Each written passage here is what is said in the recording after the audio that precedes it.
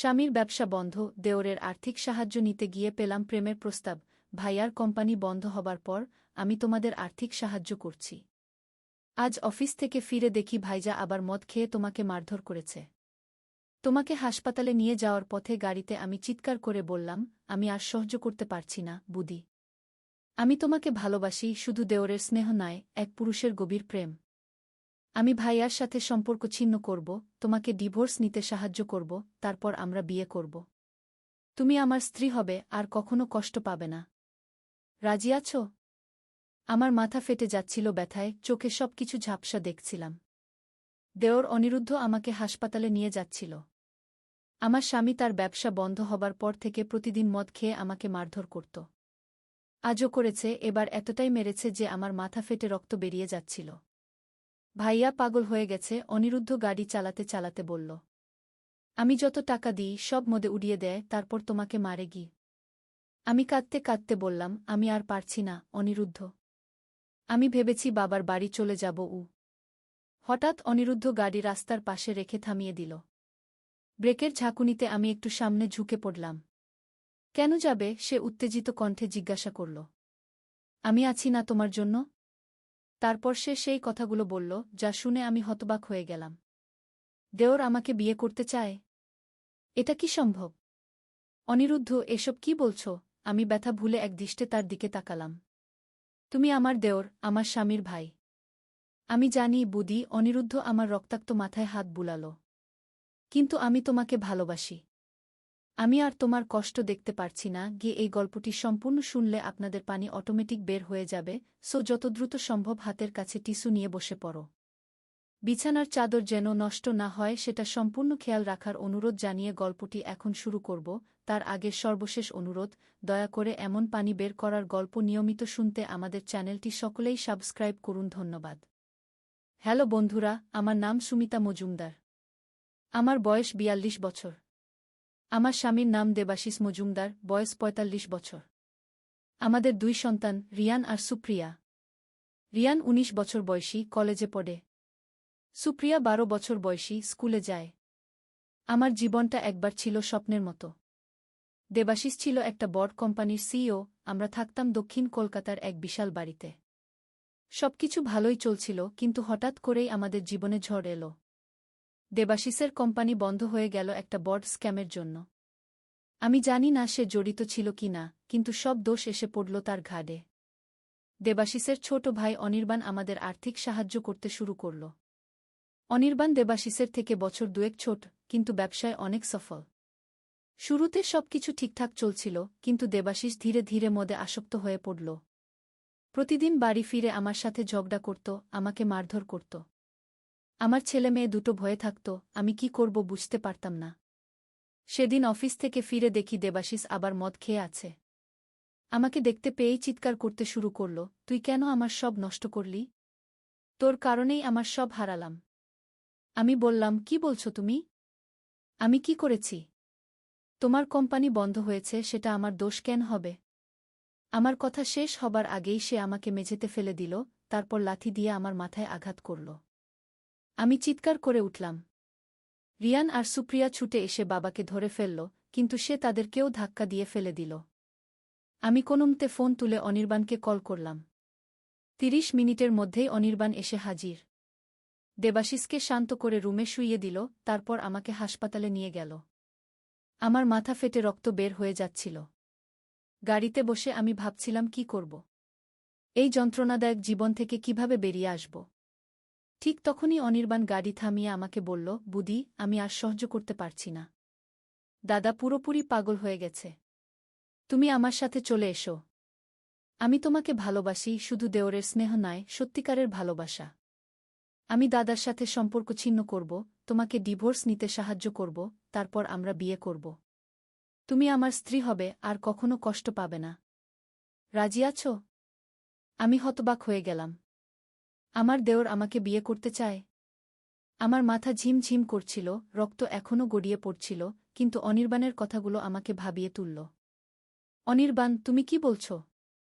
তুমি আমার দেওর, দেবাশিসের ভাই। আমি জানি বুদি। অনির্বাণ আমার রক্তাক্ত মাথায় হাত বুলিয়ে বলল। কিন্তু আমি তোমাকে ভালোবাসি সেটা আমি আর লুকাতে পারছি না গি। আমি নিরুত্তর থাকলাম। অনির্বাণ গাড়ি স্টার্ট দিল আবার। হাসপাতালে পৌঁছে ডাক্তাররা আমাকে দেখলেন, মাথায় ৮টা সেলাই দিলেন। অনির্বাণ সারাক্ষণ আমার পাশে ছিল। আমি ভাবছিলাম এই অসম্ভব প্রস্তাবে আমি রাজি হব কিনা। এক মুহূর্তে আমার মাথায় একটা পরিকল্পনা এলো। হয়তো এটাই আমার সুযোগ দেবাশিসকে ত্যাগ করার। অনির্বাণ ধনী, দেখতে ভালো, অনেক দিন ধরেই সে আমাদের সাহায্য করে আসছে। ছেলেমেয়েদের প্রতিও সে খুব স্নেহশীল। আমি যদি তার প্রস্তাবে রাজি হই, আমার জীবন হয়তো বদলে যেতে পারে। হাসপাতাল থেকে ফেরার পথে আমি অনির্বাণকে বললাম, আমার কিছু সময় দাও ভাবতে। এটা অনেক বড় সিদ্ধান্ত। অনির্বাণ হাসল, যতদিন দরকার নাও। আমি অপেক্ষা করব। ঘরে ফিরে দেখি দেবাশিস গভীর ঘুমে আছে। বাচ্চা দুটো ভয়ে একটা রুমে লুকিয়ে আছে। আমি তাদের সাথে কথা বললাম, বোঝাতে চেষ্টা করলাম সবকিছু ঠিক হয়ে যাবে। পরের কয়েকদিন আমি অনির্বাণের কথা ভাবতে লাগলাম। আমি কি সত্যিই আমার স্বামীর ভাইয়ের সাথে থাকতে পারব? আমাদের সমাজে এটা গ্রহণযোগ্য নয়, কিন্তু আমার আর কোনো উপায় ছিল না। দেবাশিসের সাথে থাকা মানে প্রতিদিন নিজের মৃত্যুর অপেক্ষা করা। ১ মাস পর একদিন দেবাশিস আবার মদ খেয়ে ফিরল। আমি রান্না করছিলাম। সে এসে আমার চুল ধরে টানতে শুরু করল। আমি চিৎকার করে উঠলাম। রিয়ান ছুটে এসে বাবাকে ধরে ফেলল, বাবা, মাকে ছেড়ে দাও। কেন তুমি এমন করছ? দেবাশিস ছেলেকে এমন জোরে ধাক্কা দিল যে সে দেয়ালে আঘাত পেয়ে পড়ে গেল। একটু পরেই সুপ্রিয়া চিৎকার শুনে ছুটে এলো, বাবা, প্লিজ থামো। আমরা ভয় পাচ্ছি। দেবাশিস মেয়ের দিকে তাকিয়ে হাসল, তোরা কোথাও যাবি না, বুঝলি? তোরা সবাই আমাকে নষ্ট করবি, তাই না? সে একটা বোতল নিয়ে আমার দিকে আসতে লাগল। আমি ছুটে বাইরে চলে গেলাম রিয়ান আর সুপ্রিয়াকে নিয়ে। কিন্তু সে আমাদের পিছু নিল। আমরা রাস্তায় দৌড়াতে লাগলাম। আমি ভাবলাম অনির্বাণের বাড়ি যাব। কিন্তু দেবাশিস আমাদের ধরে ফেলল। সে আমার গলা চেপে ধরল, তুই আমার জীবন নষ্ট করেছিস। আজ তোর শেষ দিন। ঠিক তখনই কে যেন পিছন থেকে দেবাশিসকে ধাক্কা দিল। আমি দেখলাম অনির্বাণ। সে যেন আকাশ থেকে নেমে এসেছে। দাদা, তুমি এটা কি করছ? এরা তোমার পরিবার। দেবাশিস ভাইয়ের দিকে ঘুরে তাকালো, তুই ওকে চাস, তাই না? আমি জানি। তুই আমার বউকে চুরি করতে চাস। অনির্বাণ হতবাক হয়ে গেল, দাদা, তুমি কি বলছ? আমি সব জানি। দেবাশিস হাসল। তুই ওকে বিয়ে করতে চাস, তাই না? অনির্বাণ আমার দিকে তাকালো, তার চোখে প্রশ্ন। আমি মাথা নাড়ালাম, আমি কিছু বলিনি। দাদা, তুমি পাগল হয়ে গেছ, অনির্বাণ বলল। চলো বাসায় ফিরি। দেবাশিস হঠাৎ পকেট থেকে একটা ছুরি বের করল, তোরা আমাকে ভুল বুঝেছিস। আমি তোদের ছাড়ব না গি। সে ছুরি নিয়ে অনির্বাণের দিকে ছুটে গেল। অনির্বাণ সরে গেল, কিন্তু দেবাশিস তার হাতে আঘাত করল। রক্ত বের হতে লাগল। আমি চিৎকার করে উঠলাম, দেবাশিস, থামো। তুমি কি করছ? বাচ্চারা কাঁদতে লাগল। তখন রাত প্রায় 11টা। রাস্তায় লোকজন কমে গেছে। কিছু লোক আমাদের দেখতে পেয়ে ছুটে এলো। দেবাশিস তাদের দেখে আরও উন্মত্ত হয়ে উঠল। সে ছুরি নিয়ে লোকগুলোর দিকে ছুটল। এক লোক তাকে ধরে ফেলল, দেবাশিস তার হাতে কামড় দিল। হঠাৎ করে একটা পুলিশের গাড়ি এলো। কেউ একজন পুলিশে ফোন করেছিল। পুলিশ দেবাশিসকে ধরে ফেলল। আমি, রিয়ান, সুপ্রিয়া আর অনির্বাণ হাসপাতালে গেলাম।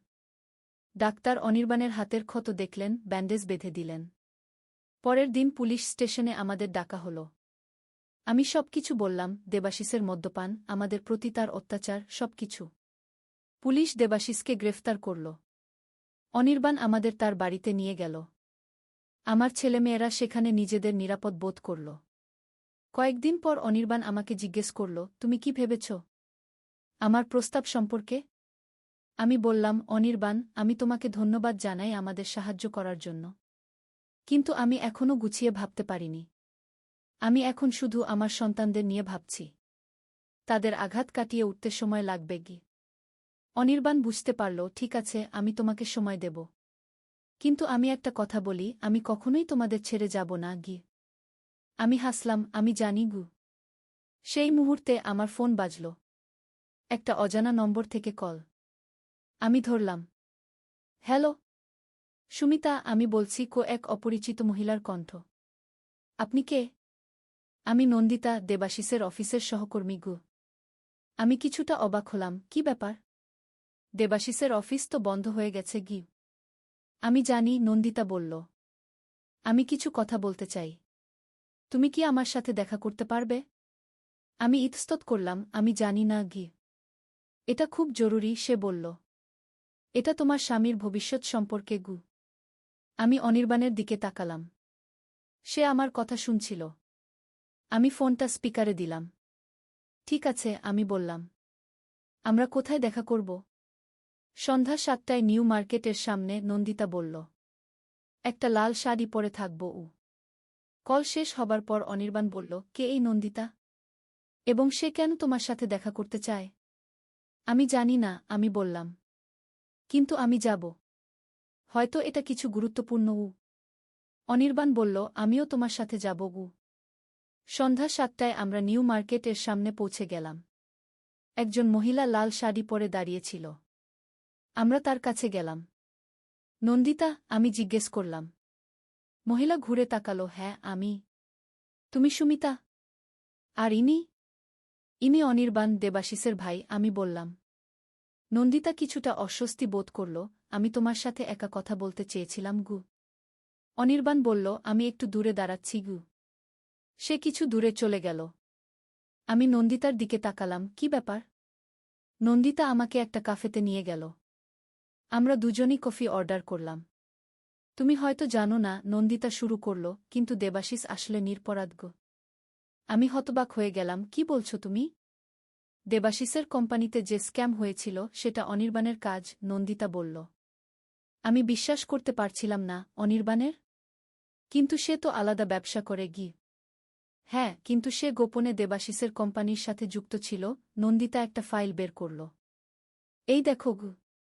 আমি ফাইলটা খুললাম। এতে অনেক ডকুমেন্ট ছিল, যেগুলো দেখাচ্ছিল অনির্বাণ দেবাশিসের কোম্পানি থেকে টাকা চুরি করেছিল। এগুলো কোথায় পেলে? আমি জিজ্ঞাসা করলাম। আমি দেবাশিসের সেক্রেটারি ছিলাম, নন্দিতা বলল। সে আমাকে বিশ্বাস করত। সব কাগজপত্র আমার হাতেই আসত।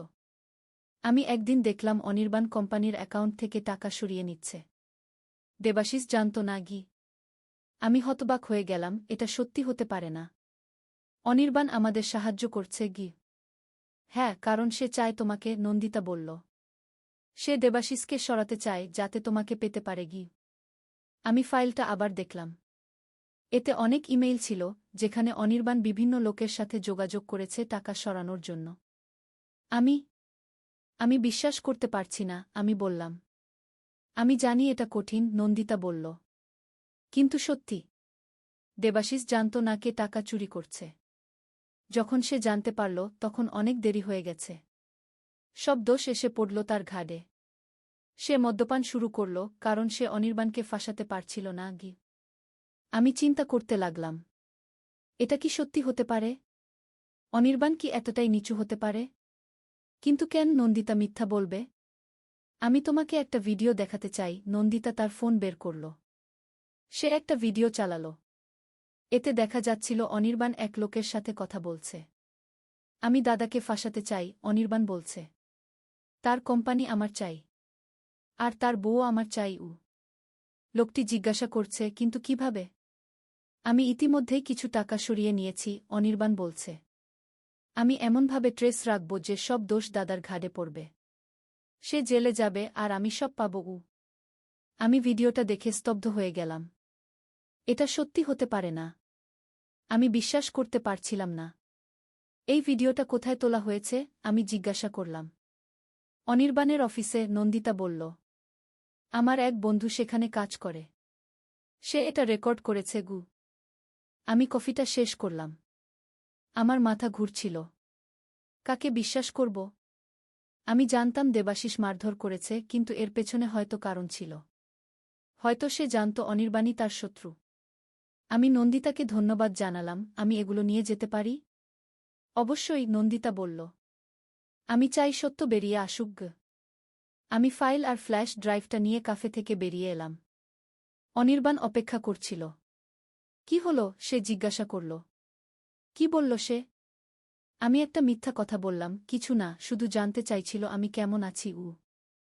আমি ফাইলটা আমার ব্যাগে লুকিয়ে রাখলাম। আমি অনির্বাণকে এখন সন্দেহ করতে শুরু করেছি। আমি জানতে চাইলাম সত্যিই কি অনির্বাণ দোষী নাকি এটা আরেকটা ষড়যন্ত্র। বাড়ি ফিরে আমি রাতে যখন সবাই ঘুমিয়ে পড়ল ফাইলটা আরেকবার খুলে দেখলাম। এটাতে অনেক ডকুমেন্ট ছিল, সবই অনির্বাণের বিরুদ্ধে প্রমাণ। আমি ভিডিওটাও আবার দেখলাম। এটা সত্যি মনে হচ্ছিল। পরের দিন সকালে আমি সিদ্ধান্ত নিলাম পুলিশের কাছে যাব। আমি রিয়ান আর সুপ্রিয়াকে বললাম আমি কিছু কাজে বাইরে যাচ্ছি। অনির্বাণ অফিসে ছিল। আমি পুলিশ স্টেশনে গেলাম, কিন্তু শেষ মুহূর্তে আমার মনে হলো আমি কি ঠিক করছি? অনির্বাণ যদি নিরপরাধ হয়, এটা যদি কোনো ষড়যন্ত্র হয়। আমি আরও তথ্য সংগ্রহ করার সিদ্ধান্ত নিলাম। আমি দেবাশিসের অফিসে গেলাম। অফিসটা এখন বন্ধ, কিন্তু বিল্ডিংটা এখনও আছে। কোনো দারোয়ান ছিল। আমি ভিতরে ঢুকলাম। দেবাশিসের রুমে গিয়ে আমি দেখলাম সব কিছু তালাবদ্ধ। কিন্তু আমার কাছে চাবি ছিল। আমি দরজা খুললাম। ভিতরে ঢুকে আমি ফাইল খুঁজতে লাগলাম যা আমাকে সত্য বলতে পারে। একটা ড্রয়ারে আমি কিছু ফোল্ডার পেলাম। এতে কিছু ছবি ছিল। আমি ছবিগুলো দেখে চমকে উঠলাম। এতে দেখা যাচ্ছিল নন্দিতা আর অনির্বাণ একসাথে। তারা হাত ধরে হাঁটছে, হাসছে, কথা বলছে। আমি আরও খুঁজতে লাগলাম। আরেকটা ফোল্ডারে আমি কিছু চিঠি পেলাম। এগুলো ছিল নন্দিতা আর অনির্বাণের মধ্যে লেখা। চিঠিগুলোতে তারা দেবাশিসকে ফাঁসানোর পরিকল্পনা করছে। আমাদের দেবাশিসকে সরাতে হবে, অনির্বাণ লিখেছে। তারপর আমরা একসাথে থাকতে পারব। তোমার ভাইয়ের স্ত্রী নন্দিতা লিখেছে। সে শুধু একটা পাত্র, অনির্বাণ লিখেছে। আমি তাকে ব্যবহার করব, তারপর ফেলে দেব। আমাদের সাথে সে থাকবে না। আমি স্তব্ধ হয়ে গেলাম। এটাই ছিল সত্য। অনির্বাণ আর নন্দিতা একসাথে মিলে দেবাশিসকে ফাঁসিয়েছে। আর আমিও তাদের ফাঁদে পা দিয়েছি। আমি তাড়াতাড়ি অফিস থেকে বেরিয়ে পড়লাম। আমার কাছে এখন প্রমাণ আছে। আমি পুলিশের কাছে যাব। কিন্তু আমি আমার বাচ্চাদের কথা ভাবলাম। তারা এখন অনির্বাণের বাড়িতে। আমি ফোন করলাম রিয়ানকে, বাবা, তুমি সুপ্রিয়াকে নিয়ে বাড়ি থেকে বেরিয়ে যাও। কোনো কফি শপে যাও। আমি তোমাদের সেখানে নিতে আসব। রিয়ান জিজ্ঞাসা করল, কি হয়েছে মা? আমি তোমাদের পরে বলবো, আমি বললাম। এখন শুধু বাড়ি থেকে বেরিয়ে যাও। অনির্বাণ কাকু কি বাড়িতে আছে? না, তিনি এখনও অফিসে, রিয়ান বলল। ভালো, আমি বললাম। তাহলে তোমরা এখনই বেরিয়ে যাও। আমি পুলিশ স্টেশনে গেলাম। আমি ইন্সপেক্টর সাহেবকে সব বললাম। তাকে ফাইল, ভিডিও এবং চিঠিগুলো দেখালাম। আমরা এগুলো পরীক্ষা করে দেখব, তিনি বললেন। আমরা অনির্বাণকে জিজ্ঞাসাবাদ করব। আমি বললাম, আমার বাচ্চারা তার বাড়িতে ছিল। আমি তাদের সরিয়ে দিয়েছি। কিন্তু আমি ভয় পাচ্ছি। চিন্তা করবেন না, ইন্সপেক্টর বললেন। আমরা আপনাদের সুরক্ষা দেব। আমি পুলিশ স্টেশন থেকে বেরিয়ে কফি শপে গেলাম। রিয়ান আর সুপ্রিয়া সেখানে অপেক্ষা করছিল। মা, কি হয়েছে? রিয়ান জিজ্ঞাসা করল। আমি তাদের সব কিছু বললাম, অনির্বাণ আর নন্দিতা কিভাবে দেবাশিসকে ফাঁসিয়েছে, কিভাবে তারা আমাদের সবাইকে ব্যবহার করেছে। আমি বিশ্বাস করতে পারছি না, সুপ্রিয়া কাঁদতে লাগল। অনির্বাণ কাকু তো খুব ভালো ছিলেন। সব ভালো মানুষ ভালো নয়, আমি বললাম। কিন্তু আমরা এখন নিরাপদ। পুলিশ আমাদের সাহায্য করবে। পুলিশ অনির্বাণকে গ্রেফতার করল। নন্দিতাকেও ধরা হল। তারা স্বীকার করল তাদের অপরাধ। দেবাশিসকে মুক্তি দেওয়া হল। আমি ভেবেছিলাম দেবাশিস আমাদের কাছে ফিরবে। কিন্তু সে আমাদের ক্ষমা করতে পারল না। তুমি আমাকে বিশ্বাস করনি, সে বলল। তুমি অনির্বাণকে বিশ্বাস করেছিলে। আমি কাঁদলাম, আমি জানতাম না দেবাশিস। আমি ভেবেছিলাম তুমি আমাদের আর ভালোবাসো না। আমি তোমাদের খুব ভালোবাসি, দেবাশিস বলল। কিন্তু আমি খুব আহত। আমার কিছু সময় দরকার। দেবাশিস চলে গেল তার বাবার বাড়িতে। সে বলল সে ফিরে আসবে, কিন্তু তার আগে সে নিজেকে সারাতে চায়। আমি বাচ্চাদের নিয়ে আমাদের আগের বাড়িতে ফিরে গেলাম। সবকিছু বদলে গেছে। কিন্তু আমরা এখন জানি সত্য কি। 6 মাস পর একদিন দরজায় নক হল। আমি খুলে দেখলাম দেবাশিস। আমি ফিরে এসেছি, সে বলল। আমি ঠিক আছি এখন। আমি আর মদ খাই না। আমি আবার ব্যবসা শুরু করেছি, একটা ছোট কোম্পানি। কেমন চলছে? আমি জিজ্ঞাসা করলাম। ভালো, সে হাসল। আমি এবার সব কিছু ঠিকঠাক করব। রিয়ান আর সুপ্রিয়া ছুটে এসে বাবাকে জড়িয়ে ধরল। আমি দেখলাম দেবাশিসের চোখে আনন্দের অশ্রু। আমি তোমাদের কাছে ফিরে আসতে চাই, সে বলল। কিন্তু আমি জানি না তোমরা আমাকে ক্ষমা করতে পারবে কি না। আমরা তোমাকে ক্ষমা করেছি, আমি বললাম। আমাদের ভালোবাসা কখনো যায়নি। দেবাশিস আমাদের আবার পরিবার হিসেবে গড়ে তুলল। আমরা নতুন করে শুরু করলাম। অনির্বাণ আর নন্দিতা জেলে আছে, কিন্তু আমরা তাদের কথা ভাবি না। আমরা শুধু আমাদের সুখী পরিবারের কথা ভাবি। একদিন দেবাশিস আমাকে জিজ্ঞাসা করল, তুমি কি কখনো অনির্বাণের সাথে যেতে চেয়েছিলে? আমি সত্যি কথা বললাম, একবার ভেবেছিলাম। আমি খুব হতাশ ছিলাম। আমি ভেবেছিলাম তুমি আমাদের ভালোবাসো না। আমি খুব দুঃখিত, দেবাশিস বলল। আমি কখনো তোমাদের ছাড়ার কথা ভাবিনি। আমি শুধু খুব আহত ছিলাম। আমি জানতাম অনির্বাণ আমাকে ধোঁকা দিয়েছে, কিন্তু আমি প্রমাণ করতে পারিনি। এখন সবকিছু ঠিক আছে, আমি তার হাত ধরলাম। আমরা একসাথে আছি, এটাই সবচেয়ে বড় কথা। দেবাশিস আমাকে জড়িয়ে ধরল। আমরা জানি আমাদের পরিবার অনেক কঠিন সময় পার করেছে, কিন্তু আমাদের ভালোবাসা আমাদের একসাথে রেখেছে। এটা এক অদ্ভুত রহস্যময় যাত্রা ছিল। একসময় আমি ভেবেছিলাম আমার স্বামী আমার শত্রু, কিন্তু প্রকৃত শত্রু ছিল আমাদের ঘনিষ্ঠজন। এটা আমাদের শিখিয়েছে আমরা সব সময় সতর্ক থাকব, কিন্তু ভালোবাসা আমাদের শক্তি দেবে সব বাধা অতিক্রম করতে। নদীর ধারে এক গ্রাম। প্রথম অধ্যায়, শুরুর কথা। পদ্মা নদীর ধারে ছোট্ট একটা গ্রাম, নামটা হল কুসুমপুর। এই গ্রামে বাস করত একটা ছেলে, তার নাম রাকিব। রাকিবের বয়স মাত্র 22 বছর। লেখাপড়ায় ভালো ছিল সে, কিন্তু টাকার অভাবে ঢাকা বিশ্ববিদ্যালয়ে ভর্তি পরীক্ষা দিতে পারেনি। এখন গ্রামের স্কুলে পড়ায়। মাসে বেতন পায় 10,000 টাকা। রাকিবের বাবা মারা গেছেন 3 বছর আগে। মা আছেন, ছোট্ট একটা বোন আছে, নাম মিথিলা। মিথিলার বয়স 15, এইচএসসি পরীক্ষা দেবে আগামী বছর। রাকিবের স্বপ্ন ছিল মিথিলাকে ডাক্তার বানাবে। কিন্তু স্বপ্ন আর বাস্তবের মধ্যে অনেক দূরত্ব। শীতের সকাল, কুয়াশায় ঢাকা গ্রাম। রাকিব স্কুলে যাওয়ার জন্য তৈরি হচ্ছে। মা খাবার দিয়েছে একটা টিফিন বক্সে, ভাত আর ডিম ভাজি। রাকিব সাইকেল নিয়ে বেরিয়ে পড়ল। স্কুল 5 কিলোমিটার দূরে। পথে যেতে যেতে রাকিব ভাবছিল তার জীবনের কথা। এই গ্রামে আর কতদিন থাকবে? ঢাকায় গিয়ে কিছু করা যায় কি না? কিন্তু মা আর মিথিলাকে রেখে কিভাবে যাবে? মনটা খারাপ হয়ে গেল। স্কুলে পৌঁছে দেখল হেড স্যার দাঁড়িয়ে আছেন। হেড স্যার মানিক স্যার, বয়স 50-এর কাছাকাছি। ভালো মানুষ। রাকিবকে অনেক স্নেহ করেন। রাকিব, একটু আমার রুমে এসো, মানিক স্যার বললেন। রাকিব রুমে ঢুকল। মানিক স্যার বললেন, তুমি তো জানো আমাদের স্কুলের অবস্থা ভালো না। সরকারি অনুদান কমে গেছে। আমরা হয়তো তোমার বেতন আর বাড়াতে পারব না। রাকিবের মনটা ভেঙে গেল। কিন্তু সে কিছু বলল না। শুধু মাথা নেড়ে বলল, বুঝতে পারছি স্যার। তবে একটা খবর আছে, মানিক স্যার বললেন। শুনেছি জেলা শহরে একটা এনজিও শিক্ষক খুঁজছে। বেতন ভালো, 15,000 টাকা। তুমি চাইলে আবেদন করতে পারো। রাকিব একটু ভাবল। জেলা শহর মানে প্রায় 30 কিলোমিটার দূরে। রোজ যাওয়া আসা করা মুশকিল। থাকতে হবে সেখানে। স্যার, আমি ভেবে দেখি। রাকিব বলল। ক্লাস শুরু হলো। রাকিব বাচ্চাদের বাংলা পড়াচ্ছে। ছোট্ট ছোট্ট মুখ, সবাই মন দিয়ে শুনছে। রাকিব ভাবল, এই বাচ্চাদের ছেড়ে কিভাবে যাবে? স্কুল ছুটির পর রাকিব বাড়ি ফিরল। মা রান্না করছে। মিথিলা পড়াশোনা করছে। রাকিব মাকে বলল এনজিওর কথা। মা চুপ করে রইল কিছুক্ষণ। তারপর বলল, ভাই, তুমি যা ভালো মনে করো তাই করো। আমরা সামলে নেব। কিন্তু রাকিব দেখল মায়ের চোখে পানি। দ্বিতীয় অধ্যায়, নতুন সিদ্ধান্ত। সেই রাতে রাকিব ঘুমাতে পারল না। বারবার একই চিন্তা মাথায় আসছে। কি করবে? এখানে থাকবে নাকি নতুন জায়গায় যাবে? পরদিন শুক্রবার, ছুটির দিন। রাকিব সকালে উঠে নদীর ধারে গেল। পদ্মা নদী। শীতকালে পানি কমে যায়, বালুর চর জেগে ওঠে।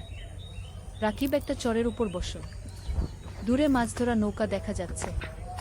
রাকিব ছোটবেলার কথা ভাবল। বাবা জীবিত ছিলেন তখন। বাবাও মাছ ধরতেন।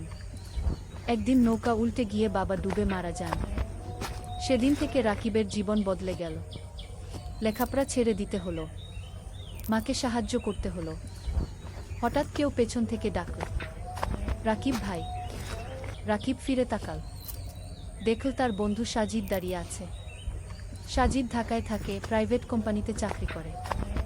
গ্রামে এসেছে ঈদের ছুটিতে। সাজিদ, কবে এলি? রাকিব খুশি হলো। গতকাল এলাম, তোর খোঁজেই এসেছিলাম। সাজিদ পাশে বসল। দুই বন্ধু অনেকক্ষণ গল্প করল। সাজিদ বলল তার চাকরির কথা, ঢাকার জীবনযাপনের কথা। রাকিব শুনল চুপচাপ। তারপর সাজিদ জিজ্ঞেস করল, তুই এই গ্রামে আর কতদিন পড়ে থাকবি? ঢাকায় চলে আয় না, আমি তোকে চাকরি খুঁজে দেব। রাকিব মাথা নাড়ল। মা আর মিথিলাকে রেখে কিভাবে যাব? ওদেরকে নিয়ে আয়, ঢাকায় ভাড়া বাসায় থাকবি। সাজিদ বলল, তোকে তো জানি, ঢাকায় এক রুম ভাড়া নিতে কত টাকা লাগে। আমার সামর্থ্য আছে। রাকিব তিক্ত হাসল। সাজিদ কিছু বলল না, সে জানে রাকিবের সমস্যা। দুপুরে রাকিব বাড়ি ফিরল। মা খাবার দিয়েছে, ভাত, ডাল আর একটা মাছ। রাকিব খেতে খেতে ভাবছিল, জীবনটা কেন এত কঠিন। খাওয়ার পর মিথিলা এল। ভাইয়া, আমার পরীক্ষার ফি দিতে হবে, 5,000 টাকা।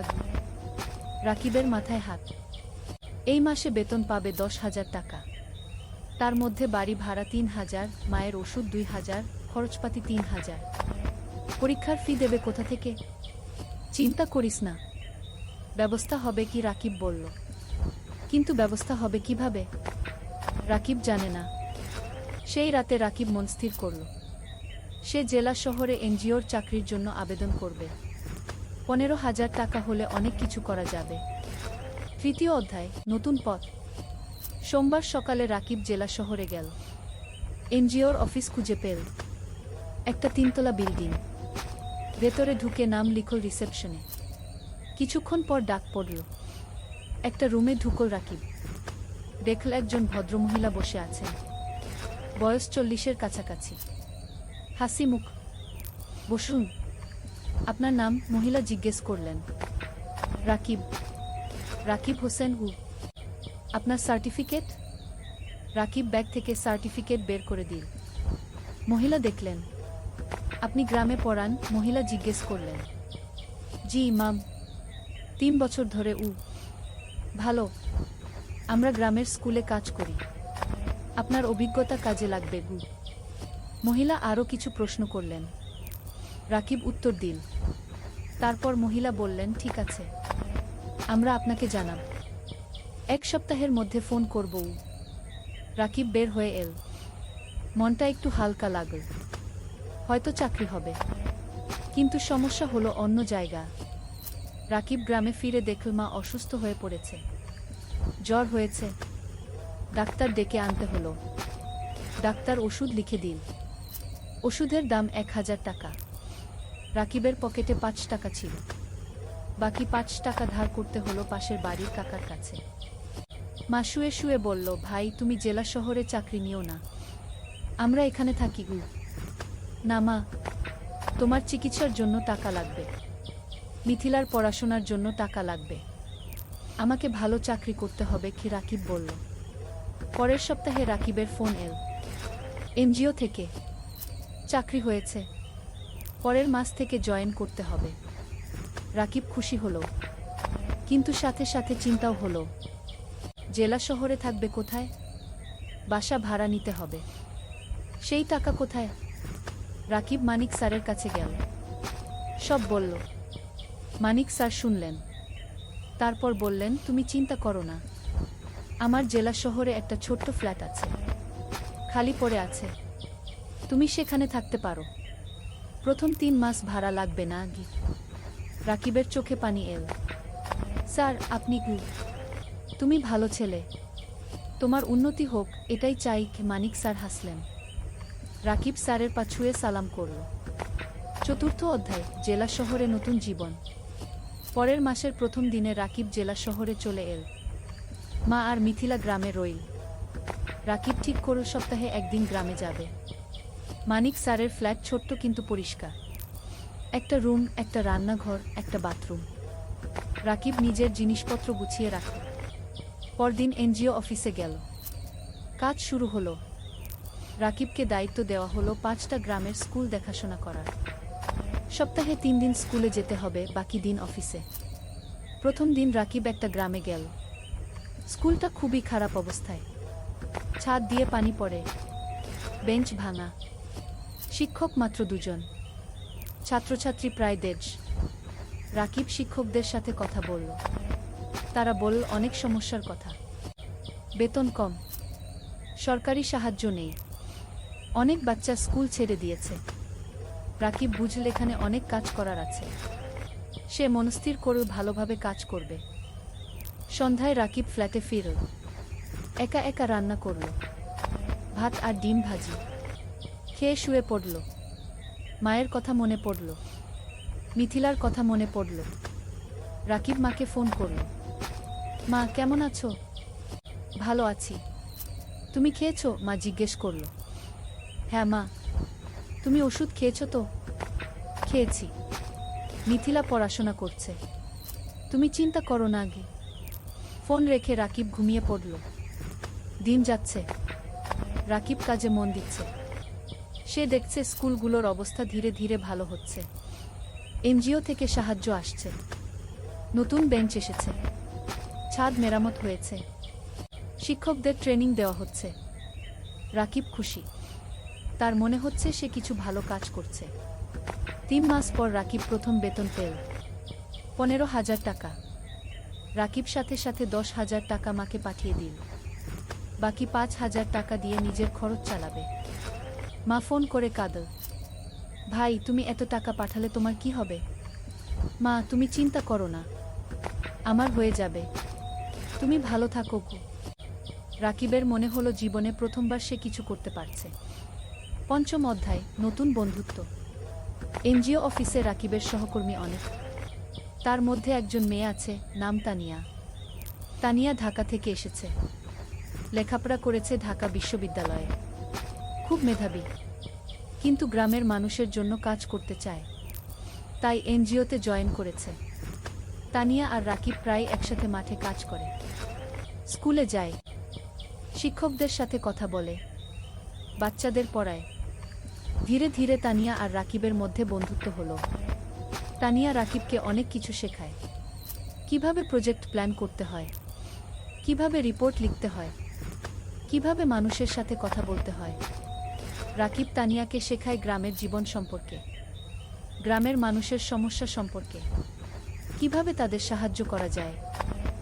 একদিন তানিয়া রাকিবকে জিজ্ঞেস করল, তুমি কি বিয়ে করেছ? রাকিব হেসে বলল, না, বিয়ের কথা ভাবার সময় নেই, এখন পরিবারের দায়িত্ব আছে। তোমার পরিবার কেমন? তানিয়া জিজ্ঞেস করল। রাকিব তার মা আর মিথিলার কথা বলল, বাবার মৃত্যুর কথা বলল, কিভাবে সে সংসার চালাচ্ছে সেই কথা বলল। তানিয়া শুনো চুপচাপ, তারপর বলল, তুমি খুব সাহসী। রাকিব কিছু বলল না, শুধু হাসল। সময় যাচ্ছে, রাকিবের কাজ ভালো হচ্ছে। এনজিও থেকে তাকে প্রশংসা করা হচ্ছে, বেতনও বাড়ল। এখন 17,000 টাকা পায়। রাকিব সপ্তাহে একদিন গ্রামে যায়, মাকে দেখে আসে, মিথিলার পড়াশোনা দেখে দেয়। মিথিলা এখন কলেজে পড়ছে, সে ডাক্তার হতে চায়। একদিন মা রাকিবকে বলল, ভাই, তোর বিয়ের কথা ভাবা উচিত। রাকিব হাসল, মা, এখনো সময় আছে, আগে মিথিলাকে প্রতিষ্ঠিত করি কি। কিন্তু তোর বয়স হয়ে যাচ্ছে। আমি চিন্তায় থাকি কি, মা বলল। তুমি চিন্তা করো না মা, সব ঠিক হবে। 6ষ্ঠ অধ্যায়, প্রেম আর স্বপ্ন। 1 বছর পার হয়ে গেল। রাকিব এখন এনজিওতে প্রজেক্ট কোঅর্ডিনেটর। বেতন 20,000 টাকা। সে এখন একটা ভাড়া বাসায় থাকে, মাসে ভাড়া 5,000 টাকা। তবু মাকে প্রতি মাসে 12,000 টাকা পাঠায়। মিথিলা খুব ভালো ফলাফল করেছে। সে মেডিকেল কলেজে ভর্তি হতে চায়, কিন্তু ভর্তি পরীক্ষার জন্য কোচিং করতে হবে। কোচিং ফি অনেক। রাকিব চিন্তায় পড়ল, কোথা থেকে টাকা আসবে। তানিয়া বুঝতে পারল রাকিবের সমস্যা। একদিন সে বলল, রাকিব, তুমি কিছু চিন্তিত মনে হচ্ছে কি? রাকিব মিথিলার কথা বলল। তানিয়া বলল, আমি আমার এক বন্ধুকে জানি। সে ঢাকায় মেডিকেল কোচিং সেন্টার চালায়। আমি তাকে বলবো, হয়তো কম ফিতে তোমার বোনকে ভর্তি করে নেবে কি। রাকিব অবাক হলো। তুমি এত সাহায্য করছো কেন? তানিয়া চুপ করে রইল কিছুক্ষণ। তারপর বলল, কারণ তুমি ভালো মানুষ গো। রাকিব কিছু বলল না, কিন্তু মনের ভেতর একটা অনুভূতি হলো। পরের সপ্তাহে তানিয়া তার বন্ধুর সাথে রাকিবের কথা হলো। বন্ধু রাজি হলো মিথিলাকে অর্ধেক ফিতে ভর্তি করতে। রাকিব খুশিতে আত্মহারা। সে তানিয়াকে ধন্যবাদ দিল বারবার। তানিয়া হেসে বলল, ধন্যবাদ না, একটা ট্রিট দাও। রাকিব তানিয়াকে নিয়ে গেল একটা রেস্টুরেন্টে। দুজন একসাথে খাবার খেল, অনেক গল্প করল, হাসল। খাওয়ার পর বাইরে বের হয়ে তানিয়া বলল, রাকিব, আমি তোমাকে একটা কথা বলতে চাই। বলো। তানিয়া একটু থেমে বলল, আমি তোমাকে ভালোবাসি। রাকিব স্তব্ধ হয়ে গেল। কি বলবে বুঝতে পারল না। তানিয়া বলল, আমি জানি এটা হঠাৎ শোনাচ্ছে, কিন্তু 1 বছর ধরে তোমার সাথে কাজ করছি। তোমার চরিত্র, তোমার পরিবারের প্রতি দায়িত্ববোধ, তোমার সততা, সব কিছু দেখেছি। তুমি আমার মনে জায়গা করে নিয়েছ। রাকিব কিছুক্ষণ চুপ করে রইল। তারপর বলল, তানিয়া, আমি জানি না কি বলবো। তুমি ঢাকার মেয়ে, উচ্চশিক্ষিত। আমি একজন সাধারণ গ্রামের ছেলে। আমার পরিবার গরিব। আমার অনেক দায়িত্ব আছে গি। তানিয়া রাকিবের হাত ধরল। এগুলো আমার কাছে কোনো সমস্যা নয়। আমি তোমাকে চাই, তোমার টাকা বা স্ট্যাটাস নয় গি। রাকিবের চোখে পানি এল। তানিয়া, আমি তোমাকে কিছু দিতে পারবো না গি। তুমি আমাকে ভালোবাসা দিতে পারবে, সততা দিতে পারবে, এটাই যথেষ্ট। রাকিব তানিয়ার দিকে তাকাল। তারপর বলল, আমিও তোমাকে ভালোবাসি, কিন্তু ভয় পাচ্ছি। কিসের ভয়? তানিয়া জিজ্ঞেস করল। ভয় পাচ্ছি তোমার পরিবার রাজি হবে না। ভয় পাচ্ছি আমি তোমাকে সুখী করতে পারব না। তানিয়া হাসল। আমার পরিবার আমাকে বিশ্বাস করে। আমি যদি খুশি থাকি, তারা খুশি থাকবে। আর তুমি আমাকে সুখী করতে পারবে কিনা সেটা সময় বলবে। আমরা একসাথে চেষ্টা করব। সেই রাতে রাকিব ঘুমাতে পারল না। সারা রাত তানিয়ার কথা ভাবল। জীবনে প্রথমবার কেউ তাকে এভাবে ভালোবাসল। 7ম অধ্যায়, বাধা আর চ্যালেঞ্জ। পরের সপ্তাহে রাকিব গ্রামে গেল। মাকে সব কথা বলল। তানিয়ার কথা, প্রেমের কথা। মা শুনল চুপচাপ। তারপর বলল, মেয়ে কেমন? খুব ভালো মা। তুমি তাকে দেখলে পছন্দ করবে গি। তার পরিবার রাজি হবে? আমরা তো গরিব। মা চিন্তিত হল। তানিয়া বলেছে তার পরিবার তাকে বিশ্বাস করে। সমস্যা হবে না গি। মিথিলা খুশি হল। ভাইজা, তুমি বিয়ে করছো? আমি ভাবির সাথে দেখা করব। রাকিব হাসল। হ্যাঁ রে, তোকে নিয়ে যাব ঢাকায়। কিন্তু সমস্যা এল অন্য দিক থেকে। তানিয়া তার বাবা মাকে রাকিবের কথা বলল। প্রথমে তারা খুশি হল, কিন্তু যখন জানো রাকিব একজন এনজিও কর্মী, বেতন মাত্র 20,000 টাকা, তখন তারা আপত্তি করল। তানিয়ার বাবা বললেন, তানিয়া, তুমি ঢাকা বিশ্ববিদ্যালয় থেকে পাস করেছ। তুমি একজন ভালো চাকরিজীবী ছেলে পাবে। এই ছেলে তোমাকে কি দেবে? তানিয়া বলল, বাবা, আমি টাকার জন্য বিয়ে করছি না। আমি রাকিবকে ভালোবাসি। ভালোবাসা দিয়ে সংসার চলে না কি? তানিয়ার মা বললেন। বাবা মা, রাকিব খুব সৎ এবং পরিশ্রমী। সে তার পরিবারের জন্য অনেক কষ্ট করছে। এরকম মানুষ এখন কমই আছে কি? তানিয়া বোঝানোর চেষ্টা করল। আমরা সময় চাই। আমরা ছেলেটাকে দেখতে চাই কি? তানিয়ার বাবা বললেন। তানিয়া রাকিবকে ফোন করে সব বলল। রাকিব শুনো। তারপর বলল, আমি জানতাম এটা হবে গু। তুমি হাল ছেড়ে দিও না। আমি তাদের বোঝাব। তানিয়া বলল। পরের মাসে রাকিব ঢাকায় গেল। তানিয়ার বাবা মার সাথে দেখা করল। তারা রাকিবকে অনেক প্রশ্ন করল। রাকিব সব সততার সাথে উত্তর দিল। তানিয়ার বাবা বললেন, তুমি তোমার ভবিষ্যৎ নিয়ে কি ভাবছ? তুমি সারা জীবন এনজিওতে থাকবে? রাকিব বলল, আঙ্কেল, আমি স্বপ্ন দেখি একদিন নিজের একটা স্কুল করব। গ্রামের গরিব ছেলে মেয়েদের বিনামূল্যে পড়াব। এটা আমার লক্ষ্য। তানিয়ার বাবা অবাক হলেন। তুমি কি জানো একটা স্কুল খুলতে কত টাকা লাগে? জানি আঙ্কেল। কিন্তু আমি বিশ্বাস করি যদি সততার সাথে চেষ্টা করি একদিন সফল হব। তানিয়ার বাবা কিছু বললেন না, কিন্তু রাকিবের চোখে যে আগুন দেখলেন সেটা তাকে ভাবিয়ে তুলল। সেই রাতে তানিয়ার বাবা মা আলোচনা করলেন, তারপর তারা রাজি হলেন, কিন্তু একটা শর্ত দিলেন, রাকিবকে আরও ভালো চাকরি খুঁজতে হবে। রাকিব শর্ত মেনে নিল। অষ্টম অধ্যায়, নতুন সুযোগ।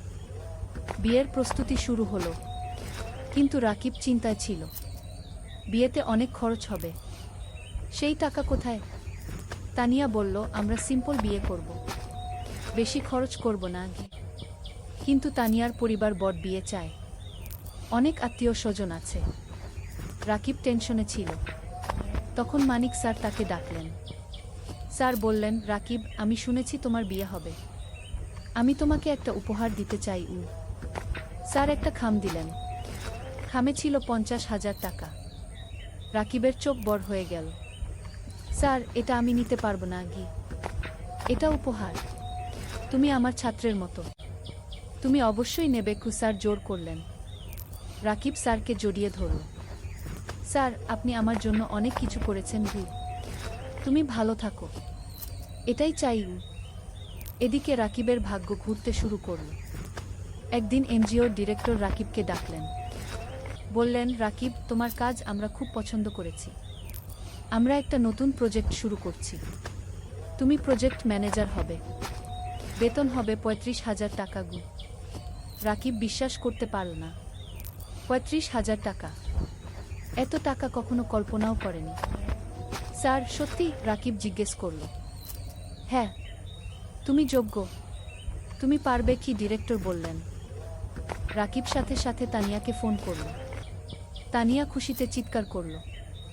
সেই সন্ধ্যায় রাকিব মাকে ফোন করল, সব বলল। মা কাঁদতে লাগল, খুশির কান্না।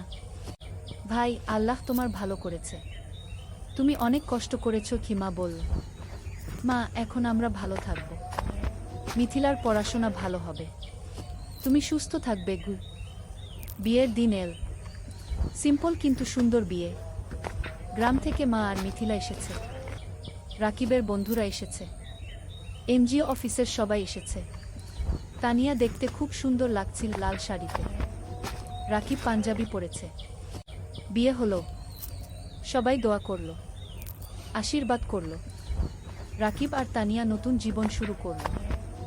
নবম অধ্যায়, স্বপ্ন পূরণের পথে। বিয়ের পর রাকিব আর তানিয়া জেলা শহরে একটা বড় ফ্ল্যাট ভাড়া নিল, 2 বেডরুমের। তারা ঠিক করল মা আর মিথিলাকে নিয়ে আসবে।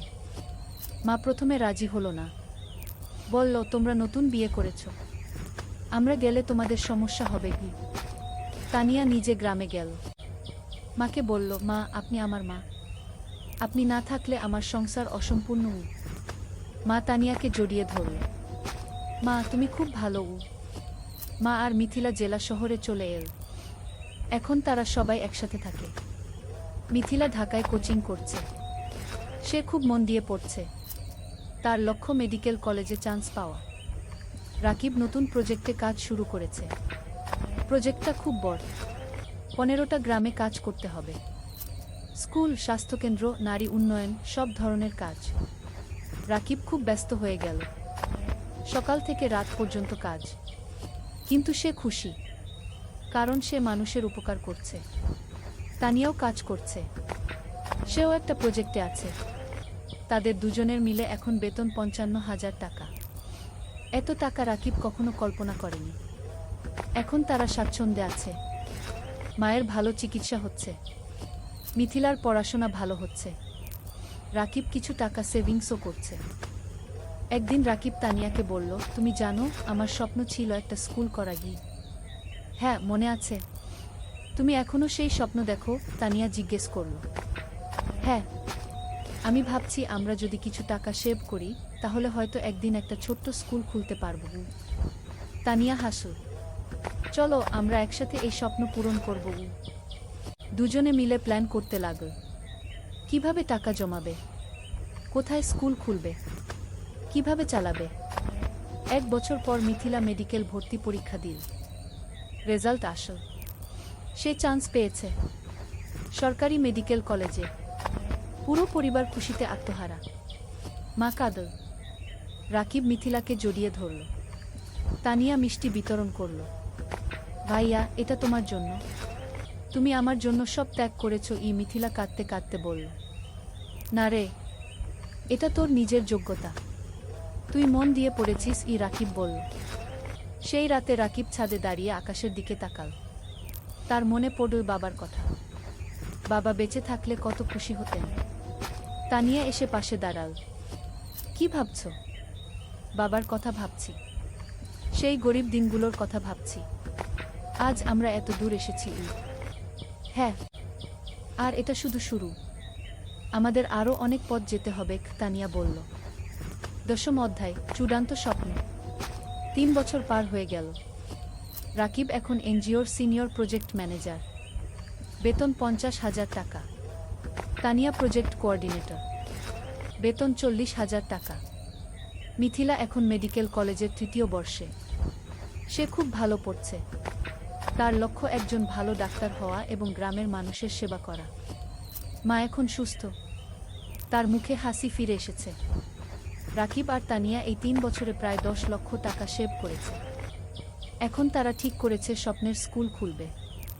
রাকিব গ্রামে গিয়ে একটা জমি কিনে। 2 বিঘা জমি। সেখানে স্কুল করবে। তারা ব্যাংক থেকে লোন নিল। আরও 5 লক্ষ টাকা। মোট 15 লক্ষ টাকা দিয়ে স্কুল তৈরি করা শুরু হলো। মানিক স্যার অনেক সাহায্য করলেন। তিনি স্কুলের ডিজাইন করে দিলেন। শিক্ষক খুঁজে দিলেন। 6 মাস পর স্কুল তৈরি হলো। নাম দেওয়া হলো আলোর পাঠশালা। স্লোগান, শিক্ষাই আলো, শিক্ষাই মুক্তি। স্কুলে গরিব পরিবারের বাচ্চারা বিনামূল্যে পড়বে। ধনী পরিবারের বাচ্চারা কম ফিতে পড়বে। এই ফি দিয়ে স্কুল চলবে। স্কুল খোলার দিন গ্রামের সব মানুষ এল। জেলা প্রশাসক এলেন উদ্বোধন করতে। মানিক স্যার, এনজিওর ডিরেক্টর, সবাই এলেন। রাকিব মাইকে দাঁড়িয়ে বলল, আমি একসময় খুব গরিব ছিলাম। লেখাপড়া করতে পারিনি ঠিকমতো।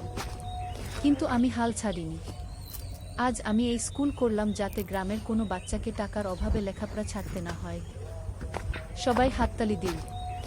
তানিয়া বলল, এই স্কুল শুধু আমার স্বামীর স্বপ্ন নয়, আমার স্বপ্ন। আমরা চাই এই গ্রামের প্রতিটা বাচ্চা শিক্ষিত হোক। আবার হাততালি। স্কুল চালু হলো। প্রথম দিন 50 জন বাচ্চা ভর্তি হলো। দ্বিতীয় মাসে 100। তৃতীয় মাসে 200। রাকিব আর তানিয়া সপ্তাহে 3 দিন স্কুলে যায়। বাচ্চাদের পড়ায়। শিক্ষকদের ট্রেনিং দেয়া। স্কুল দেখাশোনা করে। মিথিলা ছুটির দিনে স্কুলে এসে বাচ্চাদের স্বাস্থ্য চেক আপ করে। বিনামূল্যে। মা রান্না করে বাচ্চাদের খাওয়ায়। অনেক বাচ্চা গরিব পরিবার থেকে আসে। তারা দুপুরে খায় না। মা তাদের খাওয়ায়। 2 বছর পর স্কুলে 5 বাচ্চা পড়ছে। 10 জন শিক্ষক আছে। স্কুল ভালোভাবে চলছে। জেলার মধ্যে কি আলোর পাঠশালা কি একটা আদর্শ স্কুল হিসেবে পরিচিতি পেয়েছে। 11 অধ্যায়, জীবনের পূর্ণতা। 5 বছর পর। রাকিবের বয়স এখন 33। তানিয়ার বয়স 31। তাদের একটা মেয়ে হয়েছে। নাম রাখা হয়েছে অনন্যা। অনন্যার বয়স 2 বছর। মিথিলা এখন ডাক্তার। সে একটা সরকারি হাসপাতালে কাজ করছে। সে গ্রামের মানুষের বিনামূল্যে সেবা দেয়া। মা সুস্থ এবং খুশি। তার নাতনি অনন্যাকে নিয়ে সময় কাটায়। আলোর পাঠশালা কি এখন জেলার সেরা স্কুলগুলোর একটা। এখানে 1000 বাচ্চা পড়ছে। 20 জন শিক্ষক আছে। স্কুলের রেজাল্ট খুব ভালো। রাকিব আর তানিয়া এখন আর এনজিওতে কাজ করে না। তারা পুরোপুরি স্কুলেই সময় দেয়া। তারা আরও 2টো স্কুল খোলার পরিকল্পনা করছে। একদিন রাকিব স্কুলের ছাদে দাঁড়িয়ে আছে। তানিয়া এসে পাশে দাঁড়াল। হাতে চায়ের কাপ। কি ভাবছো? তানিয়া জিজ্ঞেস করল। ভাবছি আমাদের যাত্রার কথা। 8 বছর আগে আমি একজন গরিব স্কুল শিক্ষক ছিলাম। আজ আমার নিজের স্কুল আছে। 1000 বাচ্চা পড়ছে। হ্যাঁ, আমরা অনেক দূর এসেছি। কিন্তু আরও অনেক পথ বাকি। তানিয়া বলল। জানো, কখনো কখনো মনে হয় স্বপ্ন দেখা ভালো। স্বপ্ন মানুষকে বাঁচিয়ে রাখে। আমি স্বপ্ন দেখেছিলাম বলে আজ এখানে এসেছি। তানিয়া রাকিবের হাত ধরল। আর আমি তোমাকে বিশ্বাস করেছিলাম বলে তোমার স্বপ্ন আমার স্বপ্ন হয়ে গেল। দুজন চুপচাপ দাঁড়িয়ে রইল। নিচে বাচ্চারা খেলছে, তাদের হাসির শব্দ শোনা যাচ্ছে। রাকিব বলল, জানো তানিয়া, আমার এখন মনে হয় জীবনের সবচেয়ে বড় সফলতা হলো মানুষের মুখে হাসি ফোটানো। টাকা, প্রতিষ্ঠা সব তুচ্ছ যখন দেখি একটা গরিব বাচ্চা আমাদের স্কুলে পড়ে ভালো রেজাল্ট করছে। কি? তানিয়া মাথা নাড়ল। একদম ঠিক। তুমি জানো গত সপ্তাহে সেই রহিম নামের ছেলেটা এসেছিল, যে 3 বছর আগে আমাদের স্কুলে ভর্তি হয়েছিল? হ্যাঁ, মনে আছে। তার বাবা রিকশা চালায়। সে ক্লাসে ফার্স্ট হয়েছে। তার বাবা এসে আমার পা ছুঁয়ে কাঁদছিল। বলছিল, আপনারা না থাকলে আমার ছেলে লেখাপড়া শিখতে পারত না। রাকিবের চোখ ভিজে গেল। এই মুহূর্তগুলোর জন্যই আমরা কাজ করি। কি? হঠাৎ অনন্যা দৌড়ে এল। বাবা, বাবা, দেখো আমি কি এঁকেছি। রাকিব মেয়েকে কোলে তুলে নিল। অনন্যা একটা ছবি দেখাল। একটা স্কুল, সামনে অনেক বাচ্চা। এটা কি? রাকিব জিজ্ঞেস করল। এটা আমাদের স্কুল। দাদু বলেছে তুমি এই স্কুল বানিয়েছ গো, অনন্যা বলল। রাকিব মেয়ের কপালে চুমু খেল। হ্যাঁ রে, একদিন তুইও বড় হয়ে ভালো কিছু করবি। কি? আমি ডাক্তার হব, মাসির মতো। তারপর গরিব মানুষদের দেখব, অনন্যা বলল। তানিয়া হাসল। দেখছো, আমাদের পরবর্তী প্রজন্ম স্বপ্ন দেখছে। গু দ্বাদশ অধ্যায়, নতুন চ্যালেঞ্জ। কিন্তু জীবন কখনো সোজা পথে চলে না। একদিন রাকিব খবর পেল স্কুলের জমি নিয়ে সমস্যা হয়েছে। একজন স্থানীয় রাজনীতিবিদ দাবি করছে জমিটা তার। রাকিব চিন্তায় পড়ে গেল। সে আইনজীবীর সাথে দেখা করল।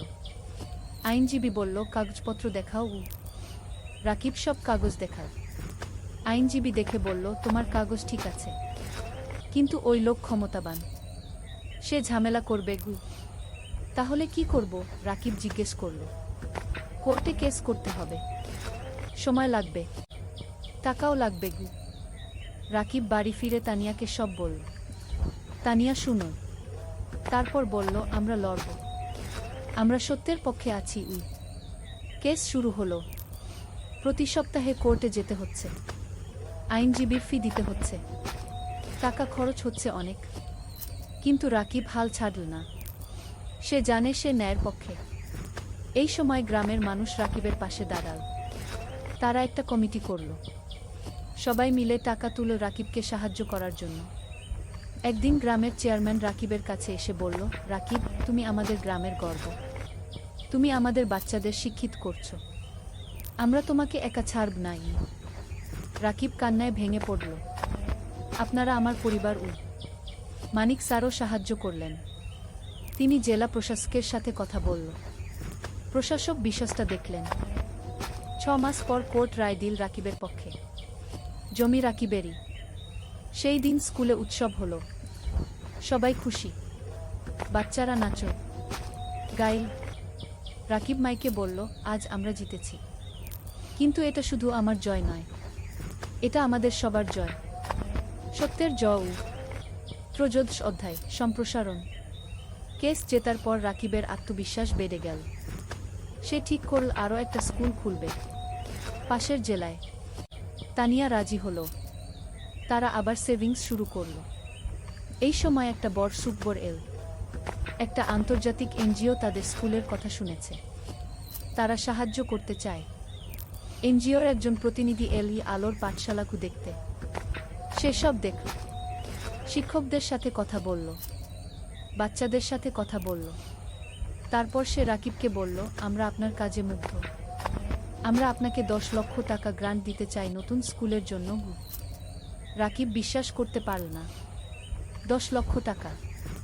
সত্যি? রাকিব জিজ্ঞেস করল। হ্যাঁ। আপনি একটা প্রস্তাব লিখে পাঠান, আমরা অনুমোদন করব। রাকিব আর তানিয়া রাত দিন পরিশ্রম করে প্রস্তাব লিখল, পাঠিয়ে দিল। 1 মাস পর অনুমোদন এল। 10 লক্ষ টাকা। রাকিব পাশের জেলায় জমি কিনা। নতুন স্কুল তৈরি শুরু হলো। এবার আরও বড় স্কুল, আরও ভালো সুবিধা। মিথিলা বলল, ভাইজা, নতুন স্কুলে একটা হেলথ ক্লিনিক বানাও। আমি সপ্তাহে একদিন এসে বাচ্চাদের দেখব। চমৎকার আইডিয়া, রাকিব বলল। নতুন স্কুলে একটা হেলথ ক্লিনিকও তৈরি হলো। মিথিলা আর তার দুজন সহকর্মী ডাক্তার সেখানে বিনামূল্যে সেবা দেয়া। নতুন স্কুলের নাম দেওয়া হলো আলোর পাঠশালা দুব। এখানেও গরিব বাচ্চারা বিনামূল্যে পড়ে। 1 বছরে দ্বিতীয় স্কুলেও 5 বাচ্চা ভর্তি হলো। রাকিবের স্বপ্ন আরও বড় হলো। সে ভাবল জেলার প্রতিটা গ্রামে একটা করে স্কুল করবে। চতুর্দশ অধ্যায় পুরস্কার। 3 বছর পর রাকিব এখন 40 বছরের। তার 5টা আলোর পাঠশালাগুলো আছে 5টা জেলায়। প্রায় 3000 বাচ্চা পড়ছে। 2 শিক্ষক কাজ করছে। একদিন রাকিব একটা ফোন পেল ঢাকা থেকে, শিক্ষা মন্ত্রণালয় থেকে। আপনি রাকিব হোসেন? ফোনে একজন জিজ্ঞেস করল। জিউ, আপনাকে জানাতে পেরে আনন্দিত যে আপনার নাম জাতীয় শিক্ষা পুরস্কারের জন্য নির্বাচিত হয়েছে। আপনি গ্রামীণ শিক্ষায় অসামান্য অবদান রেখেছেন। রাকিব স্তব্ধ হয়ে গেল। জাতীয় পুরস্কার? সত্যি? রাকিব জিজ্ঞেস করল। হ্যাঁ, আগামী মাসে ঢাকায় অনুষ্ঠান হবে। মাননীয় প্রধানমন্ত্রী পুরস্কার দেবেন। রাকিব ফোন রেখে তানিয়াকে জড়িয়ে ধরল। তান, আমরা জাতীয় পুরস্কার পেয়েছি। তানিয়া কাঁদতে লাগল। খুশির কান্না। তুমি পেরেছ, তুমি সত্যিই পেরেছ। মা খবর শুনে কাঁদল। ভাই, তোর বাবা বেঁচে থাকলে কত খুশি হতো। মিথিলা বলল, ভাইজা তুমি আমার হিরো গো। অনন্যা এখন 7 বছর বলল, বাবা তুমি সবচেয়ে ভালো বাবা। পুরস্কারের দিন ঢাকা বঙ্গভবন। রাকিব স্যুট পরেছে, তানিয়া শাড়ি পরেছে। মা, মিথিলা, অনন্যা সবাই গেছে। মানিক স্যারও গেছে। তিনি রাকিবকে বললেন, আমি গর্বিত তোমার শিক্ষক ছিলাম। অনুষ্ঠানে অনেক মানুষ। রাকিবের নাম ডাকা হলো। সে মঞ্চে উঠল। প্রধানমন্ত্রী তাকে পুরস্কার দিলেন। একটা ক্রেস্ট, একটা সার্টিফিকেট আর 5 লক্ষ টাকা। রাকিব মাইকে দাঁড়িয়ে বলল, আমি একজন সাধারণ গ্রামের ছেলে। আমার বাবা রিকশা চালাতেন। আমি গরিব পরিবার থেকে এসেছি, কিন্তু আমি স্বপ্ন দেখতে ছাড়িনি। আজ আমি এখানে দাঁড়িয়ে বলতে পারি যে কেউ পারে যদি সে চেষ্টা করে। পুরো হল হাততালিতে মুখরিত হলো। এই পুরস্কার শুধু আমার নয়, এটা আমার স্ত্রী তানিয়ার, আমার মায়ের, আমার বোন মিথিলার, আমার গুরু মানিক স্যারের, আর আমার সেই সব বাচ্চাদের যারা আলোর পাঠশালায় পড়ছে। আবার হাততালি। অনুষ্ঠান শেষ হলো। সবাই বাড়ি ফিরল। সেই রাতে রাকিব ব্যালকনিতে দাঁড়িয়ে আকাশের দিকে তাকাল। তার মনে পড়ল সেই দিনের কথা যখন সে পদ্মা নদীর ধারে বসে ভাবছিল জীবন দিয়ে কি করবে। আজ সেই জীবন কত বদলে গেছে। তানিয়া এসে পাশে দাঁড়াল। কি ভাবছ? ভাবছি আমরা কত দূর এসেছি, আর ভাবছি আমাদের এখনো কত কাজ বাকি। হ্যাঁ, আমাদের স্বপ্ন এখনো শেষ হয়নি। তানিয়া বলল। 5ম অধ্যায় উত্তরাধিকার। আরও 5 বছর কেটে গেল। রাকিবের বয়স এখন 45। তার 10টা আলোর পাঠশালাগু আছে 10টা জেলায়। 6000 বাচ্চা পড়ছে। 4 শিক্ষক কাজ করছে। মিথিলা এখন একজন সফল ডাক্তার। সে নিজের একটা হাসপাতাল খুলেছে, গরিব মানুষদের বিনামূল্যে চিকিৎসা দেয়া। অনন্যা এখন 12 বছর। সে আলোর পাঠশালাতেই পড়ছে। সে খুব মেধাবী। তার স্বপ্ন শিক্ষক হওয়া, বাবার মতো। মা এখন অনেক বয়স্ক, কিন্তু সুস্থ। সে নাতি নাতনিদের নিয়ে সময় কাটায়। হ্যাঁ, রাকিবের এখন 2 সন্তান। অনন্যার পরে একটা ছেলে হয়েছে, নাম অনির্বাণ। বয়স 5 বছর। রাকিব এখন একটা বড় শিক্ষা প্রতিষ্ঠানের প্রতিষ্ঠাতা। তার কাজের স্বীকৃতি সারা দেশে। বিদেশ থেকেও মানুষ আসে তার স্কুল দেখতে। কিন্তু রাকিব এখনো সেই সাধারণ মানুষই আছে। সে নিজে স্কুলে যায়, বাচ্চাদের পড়ায়, তাদের সাথে খেলে। একদিন একজন সাংবাদিক রাকিবকে ইন্টারভিউ করতে এল। সে জিজ্ঞেস করল, আপনার সাফল্যের রহস্য কি? রাকিব হেসে বলল, রহস্য বলে কিছু নেই, শুধু 3টা জিনিস, স্বপ্ন, পরিশ্রম আর সততা। আপনার ভবিষ্যৎ পরিকল্পনা? আরও 20টা স্কুল খুলব, প্রতিটা জেলায়, যাতে কোনো বাচ্চা শিক্ষা থেকে বঞ্চিত না হয়। আপনি কি রাজনীতিতে আসবেন? অনেকে বলছে আপনি দেশের জন্য অনেক করতে পারবেন। রাকিব মাথা নাড়ল। না, আমি শিক্ষক থাকতে চাই। রাজনীতি আমার জায়গা নয়। সাংবাদিক আরও অনেক প্রশ্ন করল। রাকিব উত্তর দিল। সেই রাতে টিভিতে ইন্টারভিউ দেখানো হলো। পুরো দেশ দেখ। অনেক মানুষ অনুপ্রাণিত হলো রাকিবের গল্পে। পরের দিন রাকিবের ফোন বাজতে লাগল। অনেক মানুষ সাহায্য করতে চায়, ডোনেশন দিতে চায়, স্বেচ্ছাসেবক হতে চায়। রাকিব তানিয়াকে বলল, দেখছো, মানুষ ভালো কাজে এগিয়ে আসতে চায়, শুধু সুযোগ দরকার। তানিয়া বলল, হ্যাঁ, আর তুমি সেই সুযোগ তৈরি করেছ। শেষ অধ্যায়, জীবনের অর্থ। আরও 10 বছর পরের ঘটনা। রাকিবের বয়স এখন 55। চুলে পাক ধরেছে, কিন্তু চোখে এখনো সেই আগুন। তার এখন 25টা আলোর পাঠশালাগুলো আছে। 15,000 বাচ্চা পড়ছে, 1000-এর বেশি শিক্ষক কাজ করছে। মা আর বেঁচে নেই, 3 বছর আগে মারা গেছেন শান্তিতে। তার শেষ ইচ্ছা ছিল রাকিব যেন তার কাজ চালিয়ে যায়। রাকিব সেই ওয়াদা রেখেছে। মিথিলা এখন একজন প্রতিষ্ঠিত ডাক্তার। তার হাসপাতাল জেলার সেরা হাসপাতাল। সে বিয়ে করেছে একজন ইঞ্জিনিয়রকে। তাদের 2 সন্তান। অনন্যা এখন 22 বছর। সে শিক্ষক হয়েছে, আলোর পাঠশালাতেই পড়ায়। সে বাবার উত্তরসূরি। অনির্বাণ এখন 15 বছর। সে মেডিকেলে পড়তে চায়, মাসির মতো ডাক্তার হতে চায়। রাকিব এখন অনেক কম সময় অফিসে থাকে, বেশিরভাগ সময় বাচ্চাদের সাথে থাকে, গল্প বলে, গান শেখায়, জীবনের পাঠ দেয়। একদিন একটা বাচ্চা রাকিবকে জিজ্ঞেস করল, স্যার, আপনি এত কিছু করলেন কেন? আপনি তো ব্যবসা করে ধনী হতে পারতেন। রাকিব হাসল, বাবা, টাকা দিয়ে সব কিছু কেনা যায় না। আমি যখন দেখি তুমি ভালো রেজাল্ট করেছ, তখন যে আনন্দ পাই সেটা কোনো টাকায় কেনা যায় না। তাহলে জীবনের অর্থ কি স্যার? বাচ্চাটা জিজ্ঞেস করল। রাকিব একটু ভাবল, তারপর বলল, জীবনের অর্থ হলো অন্যের জীবনে আলো জ্বালানো। যদি তুমি একজন মানুষকেও সাহায্য করতে পারো, তাহলে তোমার জীবন সার্থক। বাচ্চাটা মাথা নাড়ল। আমিও আপনার মতো হতে চাই স্যার। রাকিব বাচ্চাটার মাথায় হাত বুলিয়ে দিল। তুমি আমার চেয়ে আরও ভালো হবে। সেই সন্ধ্যায় রাকিব আর তানিয়া তাদের বাড়ির ছাদে বসে আছে। সূর্য অস্ত যাচ্ছে, আকাশ লাল কমলা রঙে রাঙানো। তানিয়া বলল, তুমি জানো, যখন প্রথম তোমাকে দেখেছিলাম তখন জানতাম না তুমি এত দূর যাবে। রাকিব হাসল, আমিও জানতাম না, কিন্তু তোমাকে পেয়েছিলাম বলে সম্ভব হয়েছে। না, তুমি পেরেছ তোমার ইচ্ছাশক্তি আর কঠোর পরিশ্রমের কারণে। আমি শুধু সাথে ছিলাম। তুমি শুধু সাথে ছিলে না, তুমি আমার শক্তি ছিলে, আমার অনুপ্রেরণা ছিলে। দুজন চুপচাপ বসে রইল।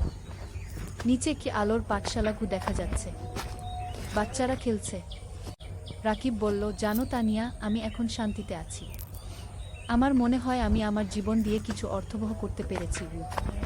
তুমি পেরেছ, তুমি হাজারো জীবন বদলে দিয়েছ। তানিয়া বলল। হঠাৎ অনন্যা এল। বাবা, মা, খাবার তৈরি। রাকিব উঠে দাঁড়াল। চলো। 3 জন একসাথে নিচে নামল। পরিবার একসাথে বসে খাবার খেল, হাসল, গল্প করল। রাতে শোয়ার আগে রাকিব জানালার পাশে দাঁড়িয়ে বাইরে তাকাল। দূরে তারা জ্বলছে। রাকিব মনে মনে ভাবল, জীবন একটা যাত্রা, কখনো কঠিন, কখনো সহজ। কিন্তু যদি তুমি স্বপ্ন দেখো, যদি তুমি পরিশ্রম করো, যদি তুমি সৎ থাকো, তাহলে তুমি অবশ্যই সফল হবে। আর সবচেয়ে বড় সফলতা হলো যখন তুমি অন্যের জীবনে আলো জ্বালাতে পারো। রাকিব হাসল, তারপর বিছানায় শুয়ে পড়ল। গভীর ঘুমে তলিয়ে গেল। শান্তির ঘুম, পরিতৃপ্তির ঘুম। কারণ সে জানে তার জীবন সার্থক হয়েছে, তার স্বপ্ন পূরণ হয়েছে। আর এটাই জীবনের সবচেয়ে বড় পাওয়া।